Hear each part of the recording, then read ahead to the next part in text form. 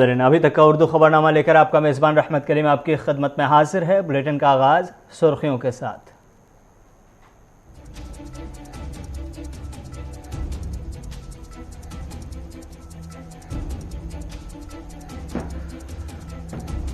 नूरबाग गड्ढा कॉलोनी में देर रात आग की वारदात, 22 मकान खाकिस्तर, 33 फैमिली मुतासिर। आग की वारदात में 4 अफराद जख्मी, करोड़ों का हुआ माली नुकसान, सरकार से इमदाद की अपील। 10 दिनों में 9वीं बार पेट्रोल डीजल कीमत में इजाफा, कांग्रेस का मुल्क गिर एहतजाज। आज राहुल गांधी की क़यादत में दिल्ली के विजय चौक पर कांग्रेस का एहतजाज, दाम पर लगाम की अपील। इमरान खान के खिलाफ अदम एतमाद की तहरीक का काउंटडाउन शुरू, आज तहरीक पर होगी बहस। सुर्खियों के बाद खबरें तफसीलात के साथ। पहली खबर वादी कश्मीर के शहर श्रीनगर से, जहां देर रात आग की वारदात ने 33 फैमिली को एक झटके में सड़क पर, रोड पर ला दिया है। आग की वारदात, 22 घरों में आग लगने की वजह से 33 फैमिली मुतासिर हुई है। तस्वीरें आपके सामने हैं किस तरह से आग की वारदात में बाज़ाब्ता तौर पर एक बड़ा कुंबा तबाह हो गया है, बर्बाद हो गया है और उनके करोड़ों के माली खसारे की तस्वीरें आपके स्क्रीन पर चल रही है। यह तस्वीर जो आपके स्क्रीन पर चले नूरबाग का एरिया है श्रीनगर में, जहां देर रात आग लगी है। आग पर काबू पाने की कोशिश जरूर की गई, लेकिन तब तक के 22 घरों में ये आग पहुंच चुकी थी और इस आग की वारदात में खबर मिल रही है कि 4 लोग जहां जख्मी हुए हैं, वहीं दूसरी जानिब खबर यह भी है कि साथ में 33 फैमिली मुतासिर हुई है। 33 फैमिली के मुतासिर होने की खबर मिल रही है। साथ ही साथ ये है कि करोड़ों का नुकसान हुआ है। तस्वीरें देखकर आप अंदाज़ा लगा सकते हैं कि किस तरह का नुकसान हुआ है और कितने बड़े पैमाने पर नुकसान हुआ है। बताया जा रहा है कि शॉर्ट सर्किट की वजह से ये सारे के सारे ये आग लगने का वाक़या पेश आया है। शॉर्ट सर्किट की वजह से नूरबाग का इलाका है श्रीनगर का, जहां देर रात आग लगी, उसके बाद ये तबाही के मनाज़िर देखने को मिल रहे हैं, जहां करोड़ों का नुकसान हुआ है। ख़ासतौर से 33 फैमिली रह रही थी इस पूरे 22 घरों में, और 22 घरों में 33 फैमिली को एक झटके में देर रात सड़कों पर आना पड़ा और रात भी सड़कों पर जागती आंखों से गुजारना पड़ा, क्योंकि उनके घरों में आग लगे थे और आग लगी थी और आग लगने की वजह से उनका जो नुकसान हुआ है वो अपनी जगह, लेकिन तबाही यहाँ मची है। तस्वीरें बता रही हैं कि क्या कुछ इस बार आग ने इन फैमिली के ऊपर क़यामत का समा बांधा है और किस तरह की सूरत हाल का उनको सामना है। मकामी लोगों के हवाले से भी बताएंगे कि जिन लोगों का नुकसान हुआ है उनके क्या कुछ तासुरात है और किस तरह से वो अपने दर्द का इजहार कर रहे हैं, चूँकि उनका बड़ा नुकसान हुआ है। मकामी लोगों को भी सुनिए, फिर उसके बाद ग्राउंड जीरो पर चलेंगे। इस वक्त ताज़ा तरीन अपडेट क्या है, हमारे नुमाइंदे हमारे साथ होंगे, लेकिन पहले मकामी लोगों को सुन लीजिए। यपर लोग नार गो शार्ट तारन तो अपर लोग नार हजरत तो होन मंजिलस मकानस अकिस अत पे तोर नार पे योत ये द्राव ना कह पे मे बड़ मोल सह कोड़ मे खोन मज तो थोमुत मरेज हाल सड़क पे ओर आस तो ये कहें रोदमुत नार लोगम हपर हपर सह ब्या गली शार्ट ये करोड़ बतिस रुपयस नुकसान ये जनाब वो पान सर तुम वो पान अपोज मा मतलब वो तुम पान सोरे डैमेज वही ना आव कहीं वही ना आव ना तम सद तम पटवर वटवर क्या आमत इंशाल्लाह वमेद कर कि मतलब तुहद वसादत सत अगर क्या रफा कथा वह मिले तो सह गया बड़ बेहतर क्या मुसलमान भाई तो हजरत वन तुम पानस तक यपोर क्या करो इंशाल्लाह रहमान रुत खुदा सद तरफ तो करो क्या यह गो 2 बजे जनाब नार स्टार्ट नाम अब्दुल गनी शेख गुल शेख कहीं द्राव न कोड़ मोल 2 बचन खानदर कह सूरत 2 बजे गो नार इजहार सोरे दूध गरवेट दूध कोड़न हूं वर्दन दूध सोन दूध त्राम दूध 2 बज रात तो हेक नबर तक नीरत कह पे वसान नार गई अंदर बंद पे चल बंडस कुन बिहत रात बंडस पे ये कोड़े योत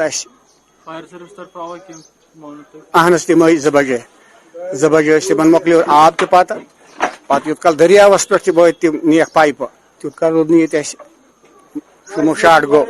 सोरे दूध कहीं रूद बका 5 मकान दत 5 मकान दत कोड मल गरीब वारिया नुकसान हज गो वारिया नुकसान गो अस गरीब तबका जनाब अस दो सोरे गुजरे मान खुदाया नार्मल खबर मास्टर खुदा करू बड़ाई लगे रुद खुदाया सान तरफ करू इंसाफ करू मे मंडी मे नार्मल नेचू यह करू तुम मोलूम नूर बागस शाहिर महलस यह नार हमसायन तम पे लोगमुत तिमन दोन कोर खादर पे नोतवान पान इन सहारा कहें अम पे लोन फोन यमो कोड़मुत सह गो यमिस बची सोन यह मे बोज यप त्र नजर यह मे बची अमिस माल जायदाद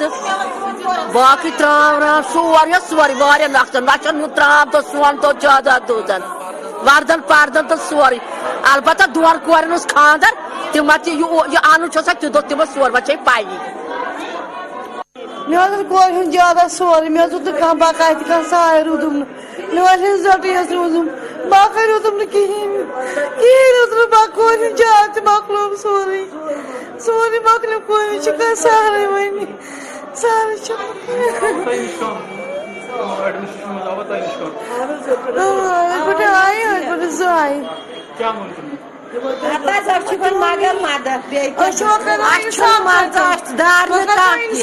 मगर खुदा कर वन इंसाफ रू न बान न पलो न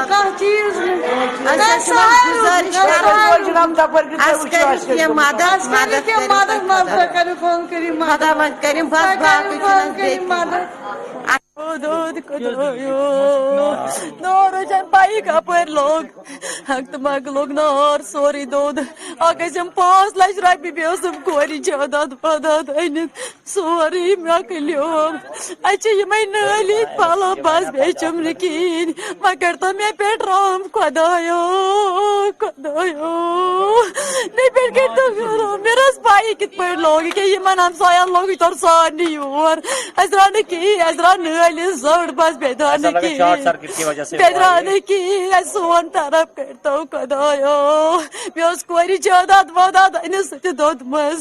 मे सोरे अनित खुदायो मगर तो सोन इंसाफ मान खुदायो मे मोज बार कन मोड मोज पतर तम नॉर्मल नेचू तमिस चुम न कह सारे तमिस मोज द्राम कहें खुदायो। जब आपका करोड़ों का नुकसान हो जाए, रातों रात आपकी मुद्दतों की जमा पूंजी खाक में मिल जाए और आपका बसा बसाया घर तबाह बर्बाद हो जाए, तो इस किस्म के दर्द और तकलीफ़ का इजहार करना ही पड़ता है, होता ही है। और इसे न चाहते हुए भी आदमी जाहिर कर देता है कि वो काफ़ी तकलीफ़ में है। तकलीफ़ दे तस्वीर आप देख रहे हैं, सूरत हाल भी तकलीफ़ दे है। मज़ीद क्या कुछ अपडेट है, सीधे चलेंगे श्रीनगर, जहाँ से साहिल हमारे साथ जुड़ चुके हैं, हमारे नुमाइंदे। साहिल, क्या कुछ अपडेट है इस वक्त, जो सूरत हाल है, तबाही के मनाज़र किस तरह के हैं, क्या कुछ अपडेट आपके पास हैं?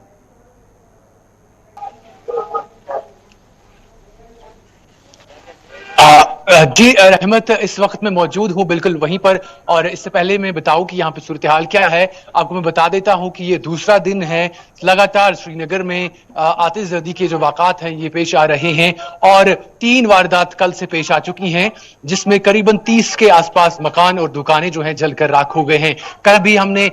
इसी पर हमने अपने जो नाजरीन है उन्हें दिखाने की कोशिश की थी, और आज फिर से दिन की शुरुआत जो हुई है वो एक आग की वारदात से हुई है। और यहाँ पर भी 20 से 25 मकान जो है, रिहायशी मकान जो हैं, वो जलकर राख के ढेर में तब्दील हो गए हैं। आपको मैं बता दूं कि इस वक्त मैं मौजूद हूं नूरबाग के गत्ता कॉलोनी इलाके में, जहां पर ये आग की वारदात जो है कल रात को पेश आई। करीबन 1 बजे के आसपास ये वारदात जहां पर पेश आई है, जब एक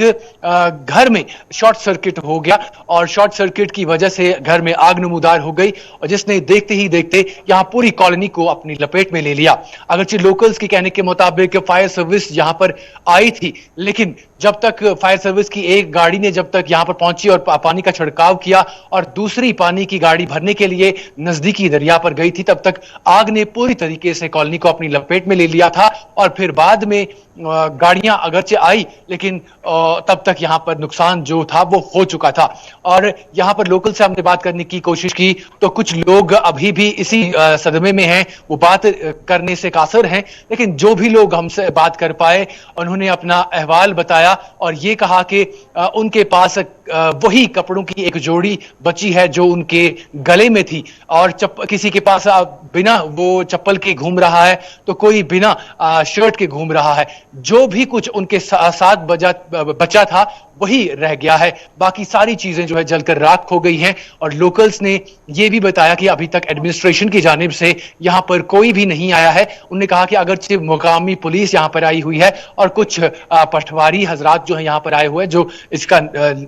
लिख रहे हैं कि कितना नुकसान हुआ है, लेकिन एडमिनिस्ट्रेशन के जो आला एहलकारान होते हैं उनकी तरफ से अभी तक कोई भी यहां पर नहीं आया है और किसी तरीके का इनको जो कंपनसेशन है या रियायत इनको दी जाती या फौरी तौर पर इनको खाने पीने की अशिया या रहने के लिए कुछ कंबल वगैरह दिए जाते, वो भी अभी तक यहां पर कोई भी देने के लिए नहीं आया है। और जिसके चलते ये अभी भी खुले आसमान के तले अपनी चीजें जो जली हुई जो राख का ढेर है उस पर बैठे हुए आहुजारी कर रहे हैं। जी रहमान साहिल, अगर मुमकिन हो तो तस्वीरें उन मकानों की भी दिखाने की कोशिश कीजिएगा जो मकानें खाकिस्तर हुई हैं, वहां अंदर अगर जाने की मुमकिन हो तो जाने की कोशिश कीजिए वो तस्वीरें, ताकि हमारे नाज़रीन देखें कि तबाही के मनाज़िर क्या हैं। साथ ही साथ ये भी बताइएगा कि ये जो फायर सर्विस की वक्त पर अगर पहुंच जाता या फिर क्या उसके पहुंचने में वक्त लगा, क्या इससे पहले जिस तरह से अगर फौरी तौर पर कार्रवाई की जाती तो इतने बड़े पैमाने पर तबाही न होती। नंबर एक। दूसरा सवाल ये है साथ में कि ये किस तरह के लोग थे, क्या मिडिल क्लास से ताल्लुक़ रखते थे या हाई क्लास से, एलिट क्लास से,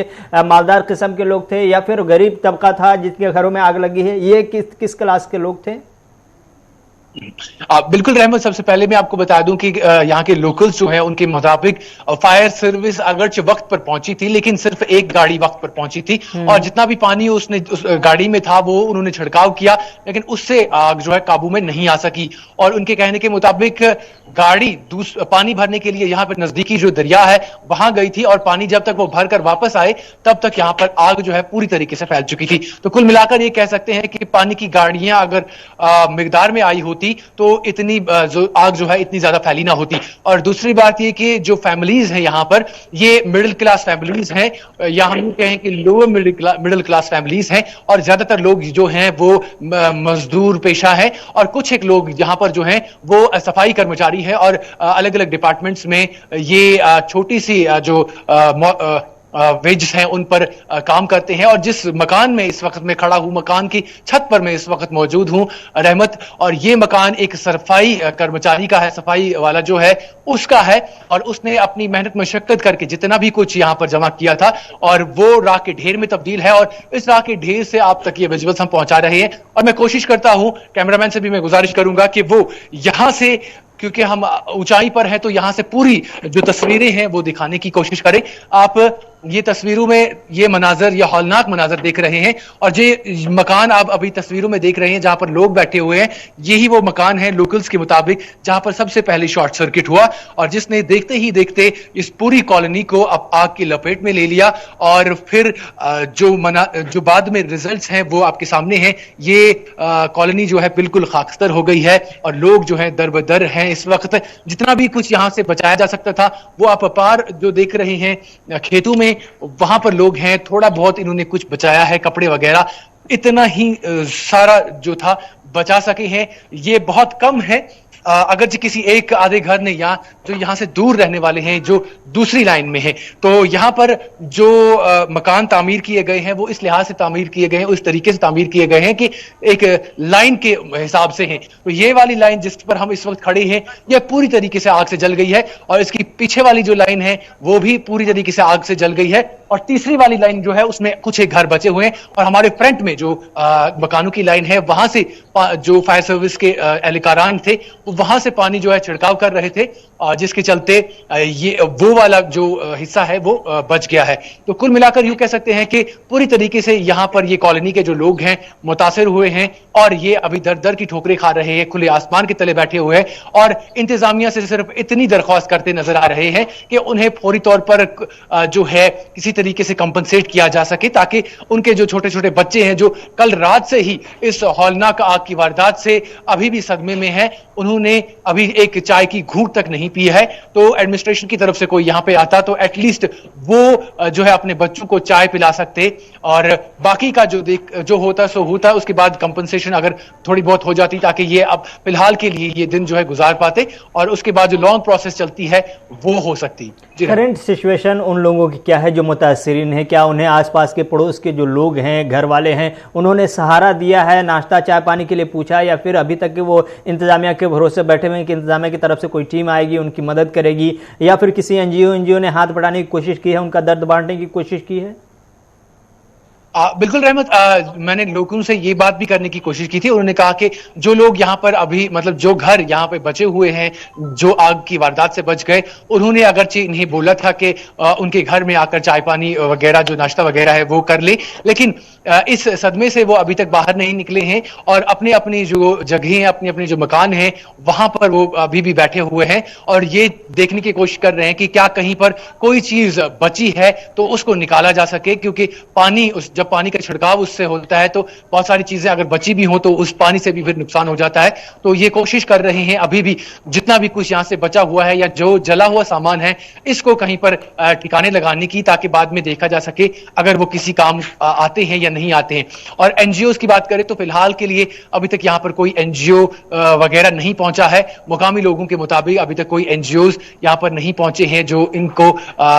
फिलहाल के लिए कुछ राहत दे सकते। तो कुल मिलाकर हम ये कहेंगे कि लोग अभी तक अपने अपने घरों पर बैठे हुए हैं और सिर्फ इस इंतजार में बैठे हुए हैं कि इंतजामिया की तरफ से अगर कोई आता तो इनको किसी तरीके की कंपनसेशन मिलती ताकि ये अपने मकानों से बाहर निकलते और चाय पानी या चाय नाश्ता जो है वो कर पाते। बहुत बहुत शुक्रिया साहिल, तफसीलात फराहम करने के लिए, ग्राउंड जीरो से कि दिखाने के लिए कि तबाही की सूरत हाल क्या है, मंजरनामे क्या हैं और जो तस्वीरें इतनी खौफनाक और तबाही की तस्वीरें, इतनी दर्दनाक तस्वीरें जो हमने आपको दिखाई, इंतजामिया के सहारे वो सारे लोग अभी भी बैठे हुए हैं इंतजार में कि इंतजामिया की तरफ से कोई आएगा, उनका हाथ बटाएगा, उनकी मदद करेगा और उनको इस मुश्किल सूरत हाल में सपोर्ट देने की कोशिश करेगा। इंतजामिया की तरफ से कोशिश होनी चाहिए और जल्द से जल्द कोशिश होनी चाहिए। 22 घर में आग लगी है, 33 फैमिली मुतासिर हुए हैं, उनका सारा कुछ तबाह बर्बाद हो गया, जलकर राख हो गया है, करोड़ों का नुकसान हुआ है। मुद्दतों से वो एक एक रुपए पाई पाई करके जमा करके अपने घर के लिए, अपने बाल बच्चों के लिए जमा किए हुए थे, रखे हुए थे, वो सब के सब रातों रात अगर खाकिस्तर हो जाए तो आम जिम्मेदार शहरी होने के नाते, पड़ोसी होने के नाते, शहर के होने के नाते, इलाके का होने के नाते भी आपको अपनी जिम्मेदारी अदा करनी होगी इंसानी बुनियादों पर और साथ ही साथ इंसानी बुनियादों पर आम शहरी के अलावा इंतजामिया को बढ़ चढ़कर इसमें हाथ लेने की जरूरत है ताकि इस मुश्किल सूरत हाल में एक आम शहरी जो आपकी तरफ उम्मीद भरी नज़रों से देख रहा है उसको आप काम आ सके, उसके काम आ सके, उसके सपोर्ट आ सके। क्योंकि इंतजामिया का और सरकारों का काम ही यही होता है कि मुश्किल वक्त में अपने शहरियों की हिफाजत की जाए, सपोर्ट की जाए और मदद की जाए। उम्मीद करते हैं इंतजामिया बहुत जल्द ऐसी कार्रवाई करेगी और उन्हें सपोर्ट करने के लिए आगे बढ़ेगी। बढ़ते हैं एक और बड़ी महामारी की तरफ और वबा की तरह, और ये कहे कि पूरे मुल्क पर एक ऐसी महंगाई की मार जो एक वबा के शक्ल में मुसलसल 8 से 9 दिनों से फैलती चली जा रही है, वो है पेट्रोल और डीजल की कीमतों में इजाफा। आज 10वां दिन है, 9वीं बार पेट्रोल डीजल की कीमतों में इजाफा हुआ, करीब 6 रुपए के पार हो गए हैं इजाफे की कीमत। सिर्फ 9 दिनों में पेट्रोल और डीजल की कीमत में आज 80-80 पैसे का इजाफा हुआ है। सरकार के अपने बहाने हैं और ये बहाने कभी किसी जमाने में ठंडी का हुआ करता था, आज रूस और यूक्रेन के जंग का बहाना है। सरकार के बहाने अलग, लेकिन अपोजिशन खेमे से कांग्रेस की जानिब से आज पूरे मुल्क में एहतजाज का प्लान किया गया है। दिल्ली में विजय चौक पर राहुल गांधी मोर्चा संभालते नजर आए, हिमाचल प्रदेश में प्रियंका गांधी मोर्चा संभालने के लिए निकल चुकी हैं और कई रियासतों में कांग्रेस के के मकामी लीडरान भी मोर्चा बंद हैं। तो कांग्रेस की जानिब से मुसलसल अब एहतजाज का सिलसिला शुरू होता हुआ दिखाई दे रहा है। सुबह से लेकर के अब तक के कई मकामात से ऐसी तस्वीरें आ गई हैं जहां पर महंगाई के खिलाफ सरकार को घेरने की कोशिश की जा रही है और सरकार से अपील की जा रही है, मुतालबा किया जा रहा है कि वो महंगाई के दाम पर लगाम लगाए। राहुल गांधी ने विजय चौक पर मोर्चा संभालते हुए एक तरफ जहां सरकार से अपील की, वहीं उन्होंने याद दहानी भी कराई कि असेंबली इंतखाबात से पहले हमने आवाम से कहा था कि पेट्रोल डीजल भर लीजिए, क्योंकि महंगाई के बाद सरकार बेलगाम करने वाली है कीमतों को, और कुछ ऐसा ही होता हुआ नजर आ रहा है। हमारे कांग्रेस पार्टी के एमपीज और देश में हर स्टेट में, हर कैपिटल में, डिस्ट्रिक्ट्स और ब्लॉक्स में कांग्रेस पार्टी जो प्राइस राइज है और खासतौर से जो पेट्रोल और डीजल की प्राइस राइज है उस पर एजिटेशन कर रही है। पिछले 10 दिन में 9 बार पेट्रोल और डीजल के प्राइसेस बढ़ाए गए हैं और इसकी चोट डायरेक्टली सबसे गरीब मिडिल क्लास लोगों को पड़ती है। हमारी मांग है कि ये जो प्राइसेस बढ़ती जा रही हैं, महंगाई बढ़ती जा रही है और जो पेट्रोल और डीजल के दाम बढ़ते जा रहे हैं, इनको सरकार कंट्रोल करे और पेट्रोल और डीजल के दाम बढ़ाना बंद करे। तो इसलिए हम सब यहाँ आए हैं। पूरे देश में हमारा प्रोटेस्ट चलेगा, काफी दिनों के लिए चलेगा। ये हमारा मैसेज है। गैस सिलेंडर की प्राइस डबल हो गई है, 102 रुपए है पेट्रोल का दाम आज दिल्ली में। ये तो हिस्ट्री में कभी नहीं हुआ है इस लेवल की प्राइसेस। और सरकार का बड़ी सिंपल सोच है कि जितना भी पैसा गरीबों से निकाला जा सकता है उसको निकालो और 2-3-4 बड़े उद्योगपतियों के हाथ कर दो। तो यही बेसिकली प्रोसेस यही चल रहा है। फायदा किसको हो रहा है? फायदा जो सबसे बड़े अरबपति हैं 2-3 उनको हो रहा है, और नुकसान किसका है? नुकसान गरीबों का है, मिडिल क्लास का है और जो आम जनता है उनका है। ऑब्वियसली चुनाव से पहले ये नहीं कर सकते। मैंने उस टाइम भी कहा था कि चुनाव के समय मैंने कहा था, देश की जनता से कहा था, पेट्रोल डीजल भर लो, अभी भर लो, क्योंकि बाद में मुसीबत आई। धन्यवाद।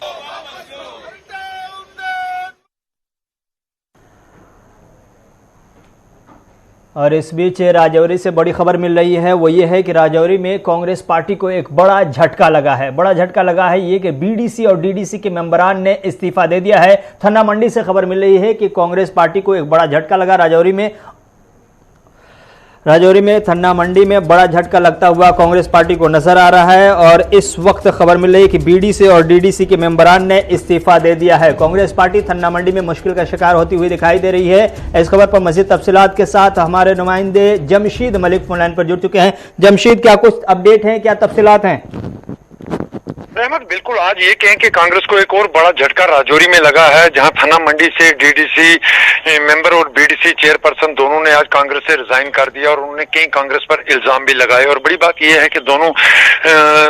ने आज रिजाइन करने के बाद ये कहा कि कांग्रेस में जो पॉलिसियां बनाई जाती हैं वो सिर्फ बड़े लोगों तक रहती हैं और जो ग्राउंड वर्कर हैं इनसे बात नहीं की जाती। जिसके बाद इन्होंने रिजाइन करते हुए ये भी कहा कि जब भी पहाड़ियों की बात आती है, क्योंकि भाजपा की तरफ से जब ये कहा गया था कि इस बार पहाड़ियों को एसटी का दर्जा दिया जाएगा, उसके बाद ही राजौरी पुंछ की सियासत में काफी हलचल देखने को मिली थी। और उसी की कड़ी ये भी हम कह सकते हैं, क्योंकि इनने ये भी कहा कि अगर भाजपा पहाड़ियों को एसटी का दर्जा देती है तो वो अपने साथियों समेत भाजपा में शामिल होंगे। इस तरह ये बड़ा झटका। और बड़ा सवाल अब इसके बाद ये खड़ा होता है कि इनकी सपोर्ट के साथ ही राजौरी में डीडीसी चेयरपर्सन और वाइस चेयरपर्सन जो बनाए गए थे वो इनकी सपोर्ट थी। और इनके कांग्रेस छोड़ने के बाद अब ये भी कह सकते हैं कि आने वाले दिनों में डीडीसी चेयरपर्सन और डीडीसी वाइस चेयरपर्सन के लिए भी इंतखाबात दोबारा हो सकते हैं, क्योंकि इनके छोड़ने के बाद कांग्रेस के लिए बड़ा झटका होगा। और बड़ी बात यही है कि इनकी रिजाइन के बाद राजौरी की सियासत में काफी हलचल देखने को मिल रही है, क्योंकि दोनों बड़ी मार्जिन से जीत कर आए थे, जो इस बार सास और बहू हैं दोनों, ये जिनने आज कांग्रेस से रिजाइन किया। रहमत, इस वक्त कांग्रेस पार्टी की तरफ से मकामी जो लीडर हैं बीडीसी डीडीसी के अलावा जो एरिया को रिप्रेजेंट करते हैं राजौरी को खास तौर से, उनकी तरफ से कोई कमेंट? रहमत, अभी तक उनकी तरफ से, क्योंकि थोड़ी देर पहले इन्होंने एक प्रेस कॉन्फ्रेंस की है, उसके बाद इन्होंने ये ऐलान किया और थोड़ी देर बाद ये जरूर है कि कांग्रेस की तरफ से कोई बयान आ सकता है, क्योंकि बड़ी बात ये जिस तरह मैं बता रहा हूँ कि बहू और ससुर की तरफ से आज ये रिजाइन किया गया, दोनों कांग्रेस की तरफ से इलेक्शन में जीतकर सामने आए थे, उसके बाद ही काफी दूरियां इनमें देखने को मिली थी, क्योंकि इनकी तरफ से इल्जाम लगाए जा रहे हैं कि कांग्रेस हाईकमान की तरफ से जो भी फैसले लिए जाते हैं सिर्फ एक ही शख्स को देख के लिए जाते हैं, नाम लिए बगैर इन्होंने कांग्रेस के साबका वजीर शबीर खान का नाम लिए बगैर उन पर भी हमला किया। जिस तरह उनकी तरफ से ये बातें कही गई हैं कि कांग्रेस में जो फैसले लिए जाते हैं वो उचली सतह से लिए जाते हैं, ग्राउंड वर्कर हो या जो जीत कर नुमाइंदे हैं इनसे